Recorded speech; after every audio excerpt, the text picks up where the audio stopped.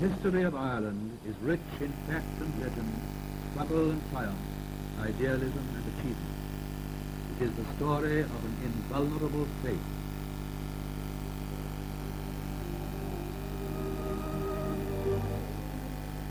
Every city, town and village is steeped in historic drama, such as the brave story of Drogheda, the famous town on the Boyne.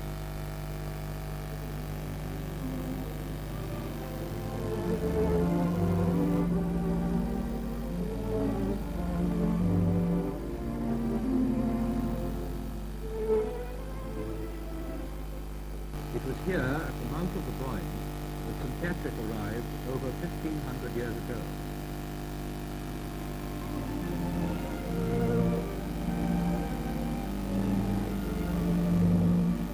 St. Patrick sailed into the river and landed at Inverpulka, just below Drogheda, at the bridge of the fall, as Drogheda was then called, and he received a great welcome.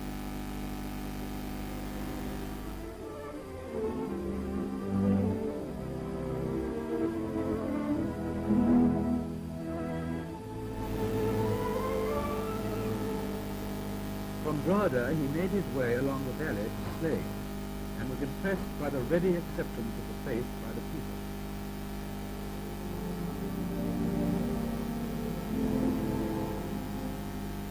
On the hill overlooking Slane, he lighted the first pastoral fire in Ireland.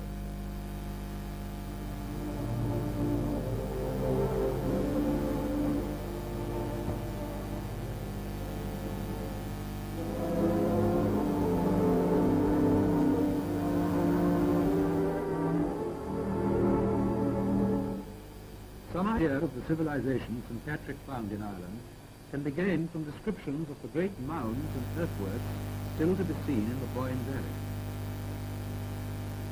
New Grange has been named as one of the most important prehistoric monuments in the world, and with Doubt and Knowth constitutes a constructional plan associated in early Irish literature with Bruna Boyne, the burial place of the kings of Tara. It is thought this entrance passage leads to the tomb chamber. Here the goddess of the river Boyne was believed to dwell with the Dagda, the Irish Jupiter.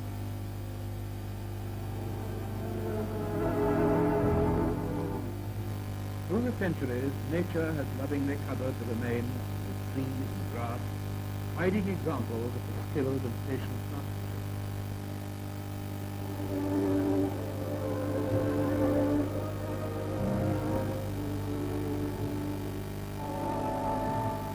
Seen from a height, the mounds give some indication of the large area covered at this memorable period.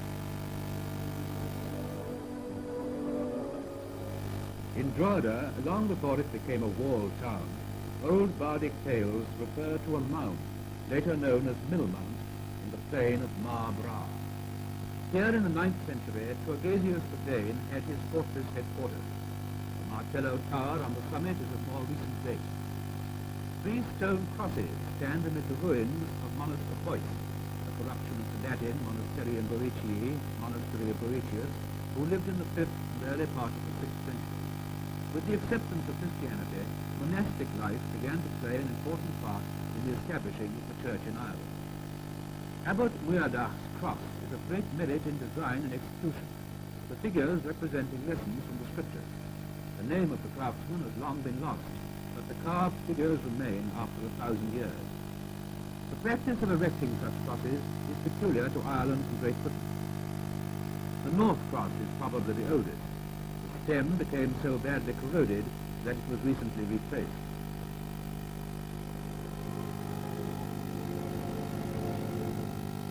The tower was built later than the crosses.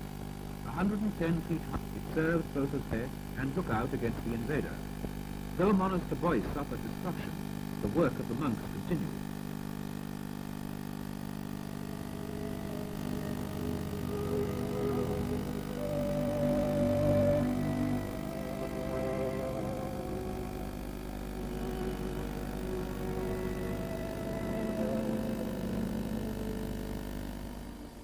At Mellifont, a few miles away, the first community of Cistercians in Ireland was established in 1142. Today, experts are working amidst the ruins, excavating the original buildings which will be preserved for all time. Mellifont was built in compliance with instructions given by St. Bernard. In 1157, the church was consecrated.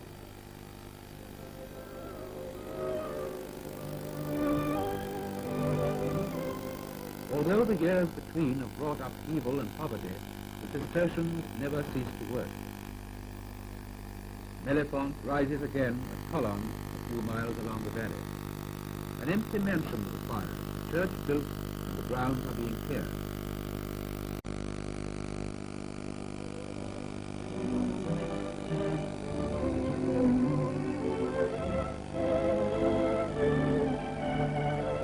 They are planning the erection of the great monastery in New Mellifont, which will consolidate the Cistercian order in these parts more firmly than ever before.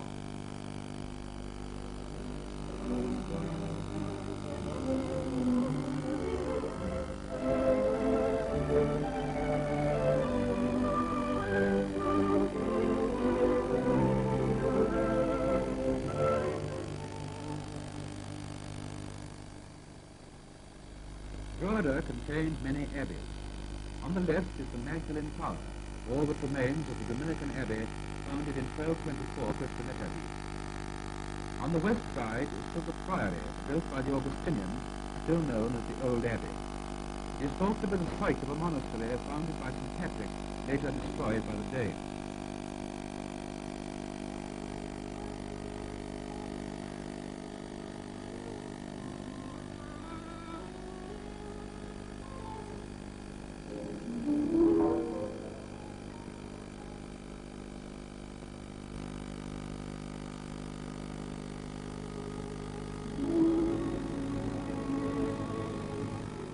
The first fortifications around Drogheda were embankments of earth, stone walls superseding them in 1279 when strong gates were built into them.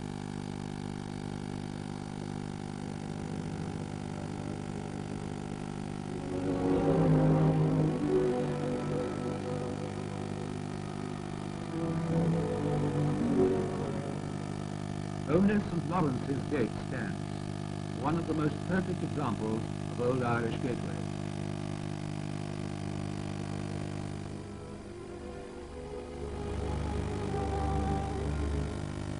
Named after the Priory of St. Lawrence, which stood outside the walls and extended to green hills, the gate dates from the 12th century.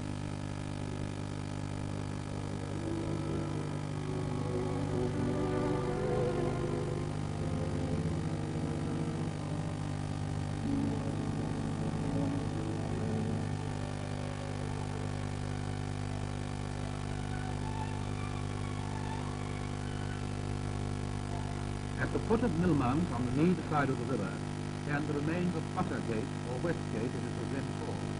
The name is derived from butter. Some hold that butter is a corruption of the Irish word for hair, butter a row.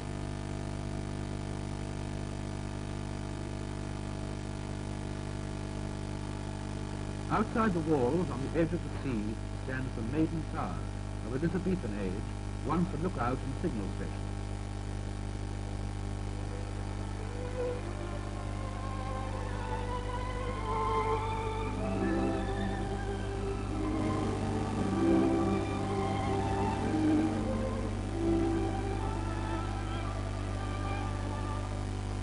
Tragedy came to Drogheda in 1649 with the arrival of Cromwell's army at the walls of the town. Held at bay for some days, he finally broke through at this point, and his treatment of those within was merciless.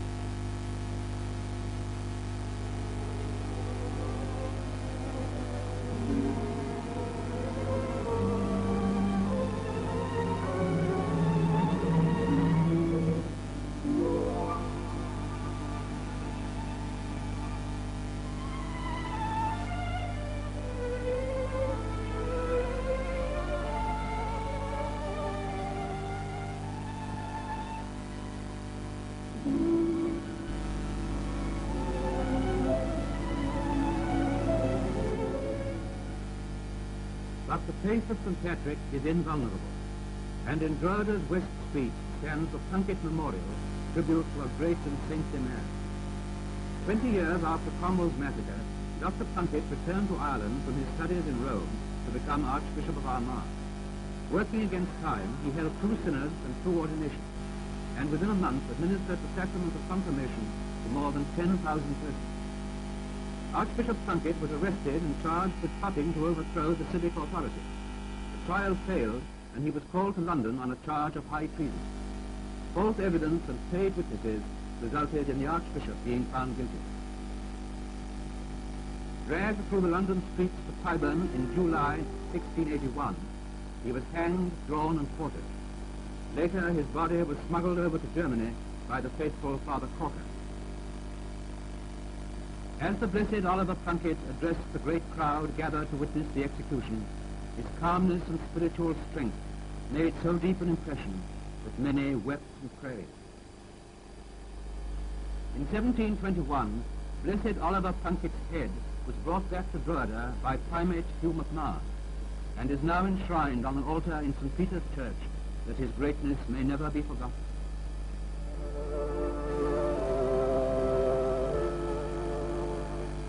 And so it is that Drogheda possesses his shrine. Here thousands from all the world over come to pay tribute to the man whose life and death were dedicated to truth. 9 years after the martyrdom of Blessed Oliver Plunkett, another page in Ireland's history was written, the Battle of the Boyne. Here, in pasture lands which are among the richest in the country, the Irish fought for a cause they considered just.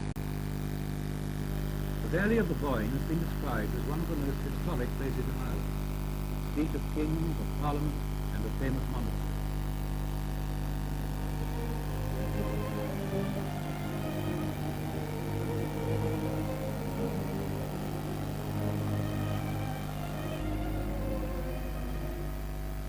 Slowly, the Drogheda of old is disappearing.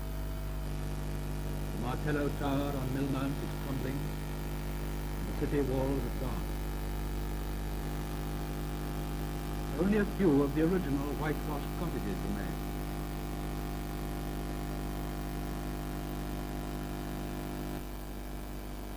Together with the winding steps linking the high and low streets. The river front retains much of its early character, but many of the old buildings are gone. The old market is still the scene of great activity, selling the produce of the land as it has done for centuries.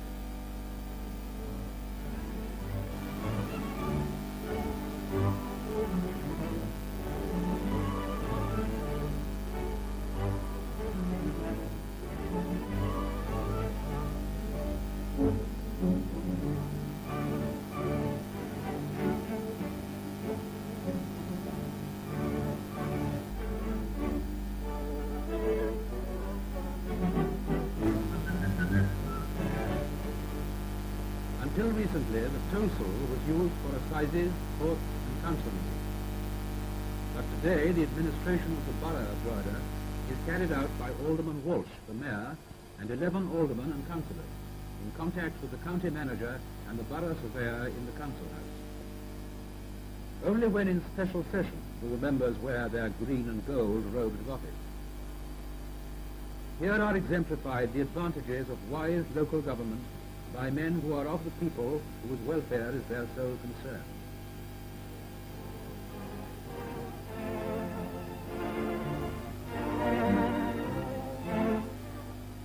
Here then is the pulse of industrious Drogheda, the hub around which the daily life of the city revolves. Housing programs, roads, public health, education, marketing, and port management, these and countless other matters vital to the people are controlled by a council proudly carrying on all that is best in the traditions of the past for the benefit of the citizens of today and tomorrow.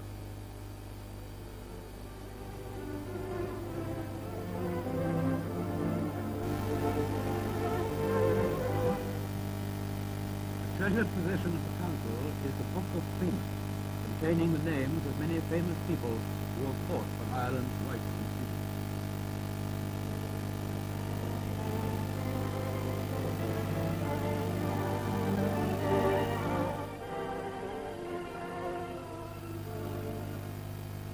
And in Drogheda's archives are kept the mace and sword presented by William III.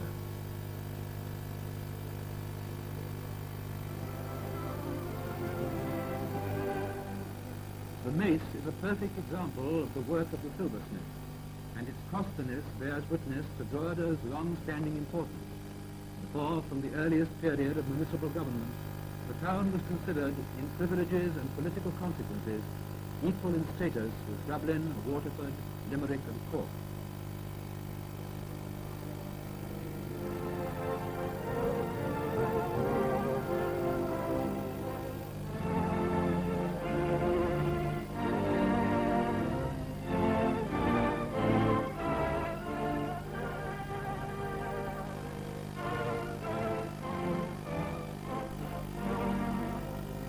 Other interesting treasures are the early charters or deeds of the town. This one granted by James II and this by William III.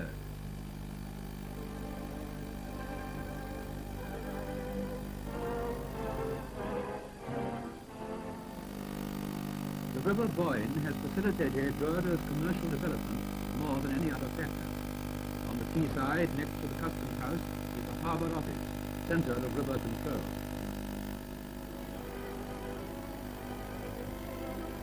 The harbour master is responsible for the piloting and berthing of ships and the maintenance of the river and the quay. A constant check is kept on the movements of all vessels entering and in the river. The Boyne rises on Carberry Hill, Kildare, but is navigable only by seagoing vessels from the mouth to Drogheda.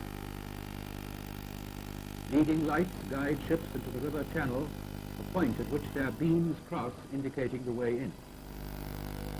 Administered by the Commissioners of Irish Lights, these at the mouth provide vantage points from which the keeper can watch the approach of vessels and keep headquarters informed.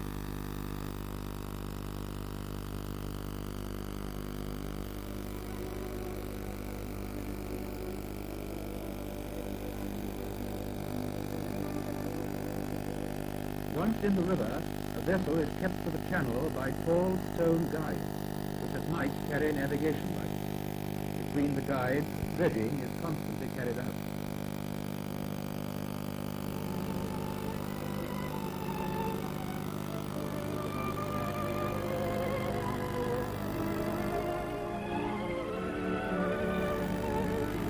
A scheme is afoot for making a new channel that will shorten the journey from sea to quay by several miles, as indicated on the map.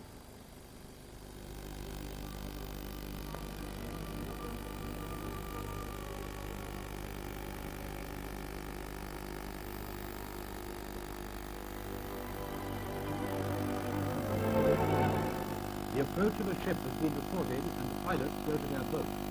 All vessels which visit the river only occasionally must be piloted safely across the bar and into the channel. Day and night, summer and winter, these men are on duty, ready to put to sea in any weather. Only they know how swiftly the winds can rise on this part of the coast and lash the sea into fury. Today, the job is easy.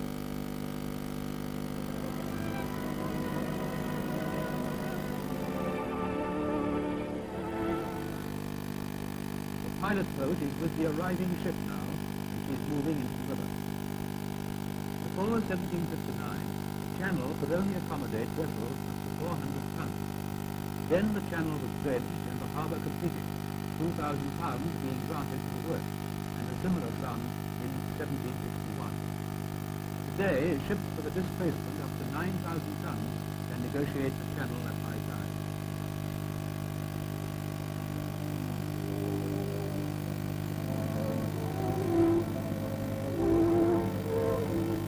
The ship is now safely in the channel, and the pilot leaves the vessel, which proceeds unaided to Drogheda, as did St. Patrick centuries ago, passing these quiet wooded slopes and banks.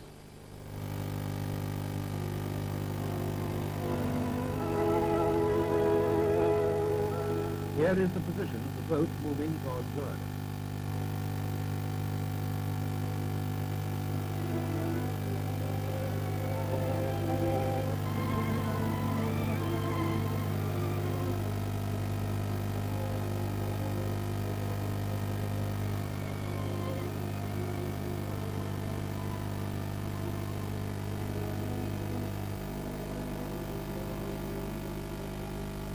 sight of this great viaduct indicates arrival at Drogheda. It was built by the Great Northern Railway in 1855.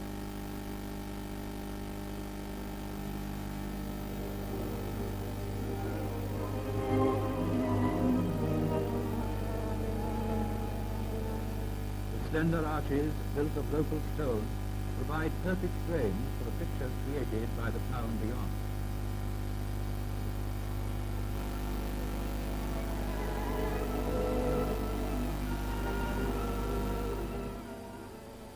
Although Drogheda is essentially progressive and is developing new industries, it does not discard old trades and customs, such as lifting cockles from the river bed when the tide goes out, and stacking them for market.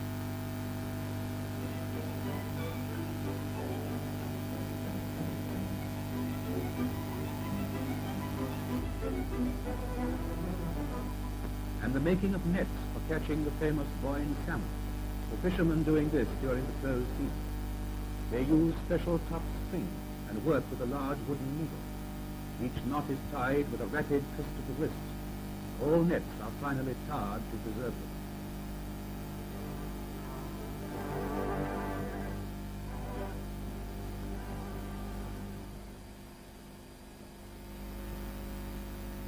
It was in the 17th century that linen manufacture was introduced into Ireland, since when it has become world famous. Here's a brief glimpse of the fascinating process in a Drogheda mill. Wet threads are run onto a heavy roller which lays them in an ordered manner called warping.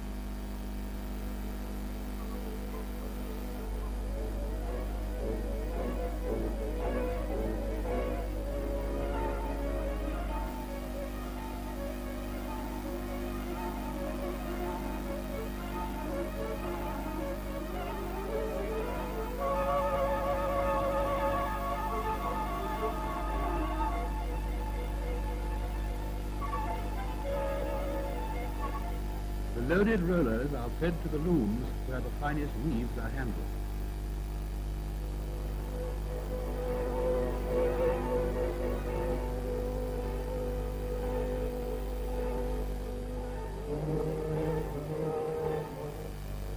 Here, materials are being dyed, rollers drawing them through the vat and squeezing out surplus liquid.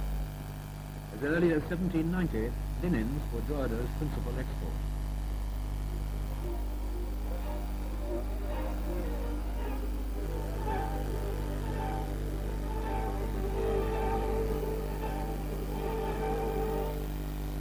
The Drogheda for which gallant cavaliers of the Stuart dynasty and solemn iron-helmeted Cromwellians struck heavy blows can today boast of many modern factories and industries, such as making cattle cakes in nut oil which comes from Africa.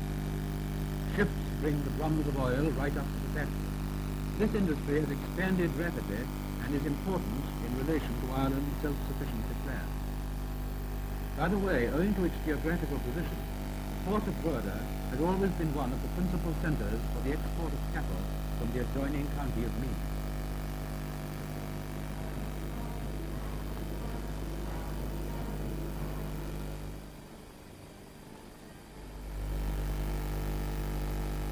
Cement manufacture is a new and valuable addition to the town's industrial activity.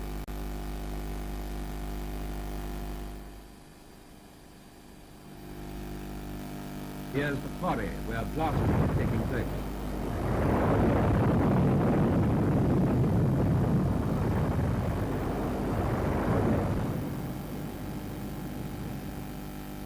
A great digger weighing 128 tons lifts the stone about 6 tons of height and dumps it into wagons.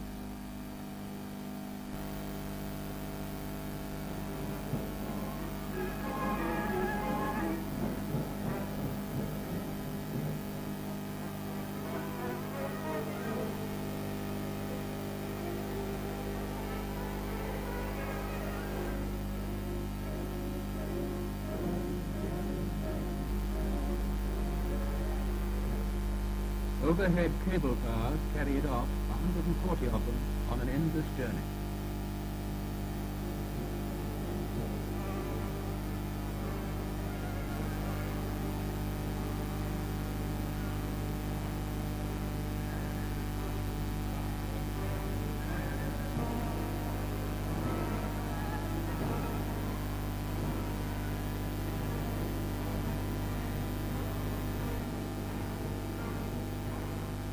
from quarry to factory, where it's crushed, mixed, and made into cement for house building, which is being carried out at maximum speed.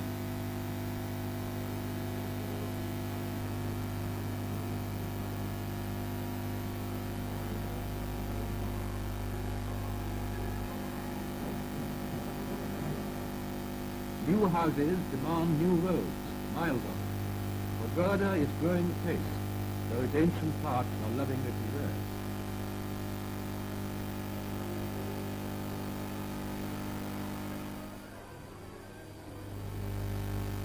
Standing at the entrance to the Boyne Valley, containing some of the richest agricultural land in the country, Drogheda is encircled by farms. Out of Ireland's entire working population of nearly 1.5 million, over 600,000 are employed in agriculture, all but a sixth being farmers and their families. Agriculture is the basis of economic planning. From 41 million in 1938, the net value of the output of farms in Ireland has risen to nearly 100 million pounds a year. And dairy farming is one of the most important and highly developed branches of the nation's agricultural activity, typified by this tubercular-tested hill town dairy herd near Drogheda.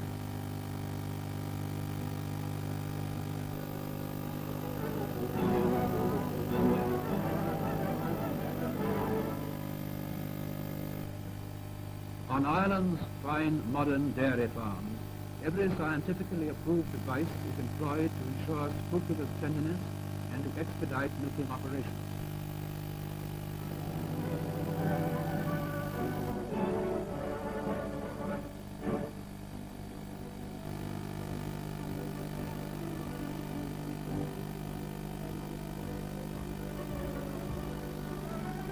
Mechanical milking results in milk being delivered from cow to cooler without being touched by human hands.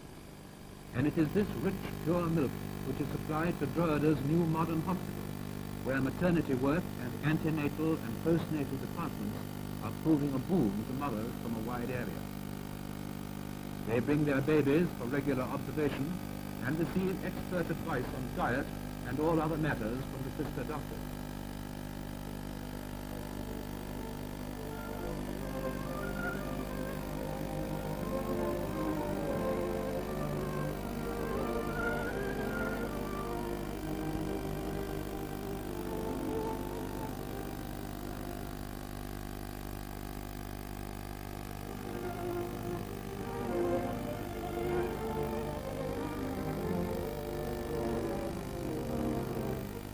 On the floor above, new arrivals are asleep in their cots, blissfully unconscious of all the care bestowed upon them.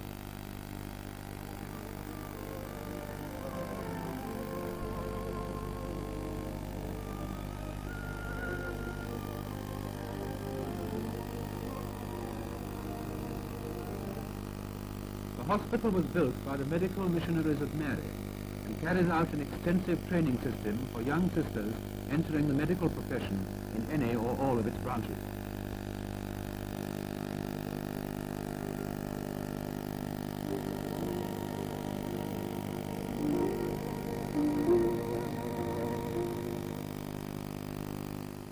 It is fully equipped with every modern improvement, and the finest X-ray apparatus.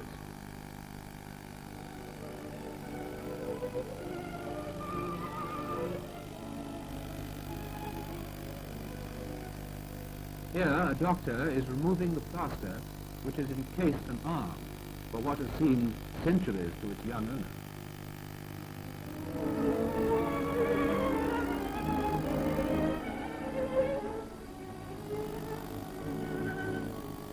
Now he will be able to rejoin his friends, not only for play, but for work too, in Drogheda's technical school, which supplements the work of the day schools and gives specialized training to the rising generation in a large number of trades and professions: mathematics, woodwork, science, engineering, chemistry, and so on.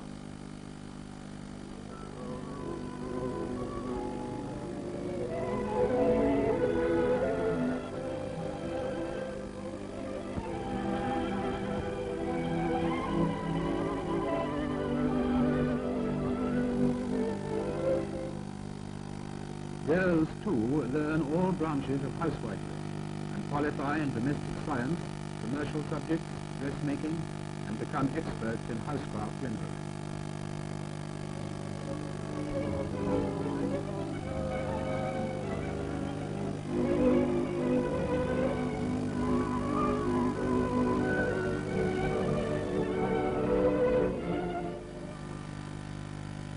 Work hard and play hard is the axiom of Ireland's youth. From school to playing field, or an invigorating game of camogie, which is encouraged among students attending vocational schools under the Department of Education. These young Irish girls are playing a game which in ancient Celtic times the Ulster hero Cuchulainn made famous.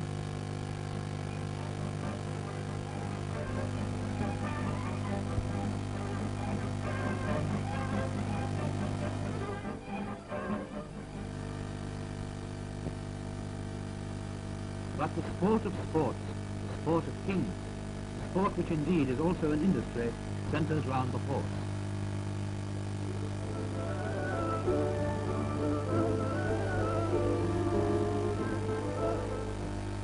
An American truly said, "No country in the world is better suited than Ireland for breeding and raising horses, and no people more intelligent in breeding horses than the Irish."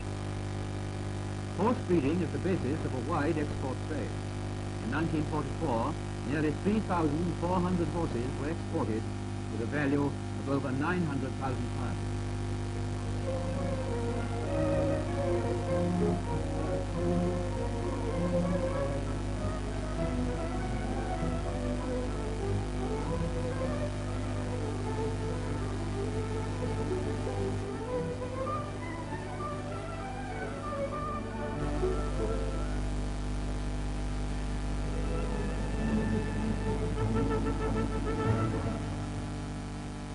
And in the hunting field, the Irish horse reveals his grace and strength. Iron-sinewed and satin-skinned, ribbed like a drum and limbed like a deer, fierce as the fire and fleet as the wind, there was nothing she couldn't climb or clear.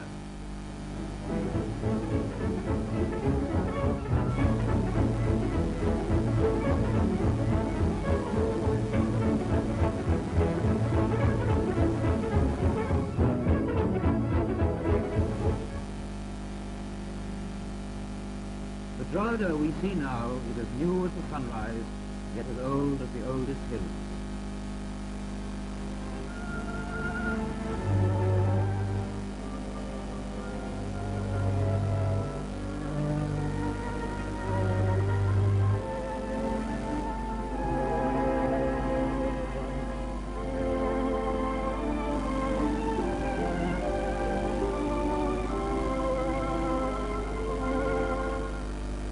Modern industries, houses, schools, hospitals, libraries, and ever-increasing population all create unity and harmony of spiritual progress which is good to behold.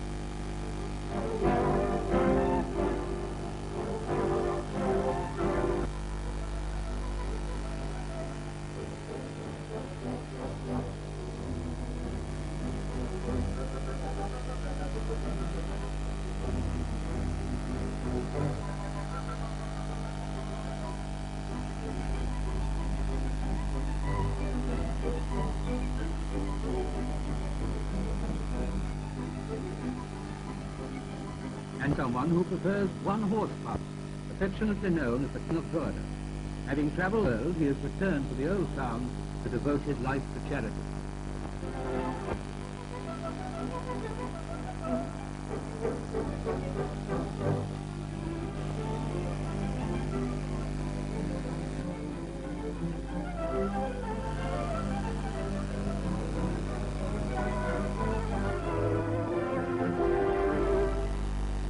Steeped in history, with foundations built on the faith of St. Patrick, it has won through the struggles of centuries.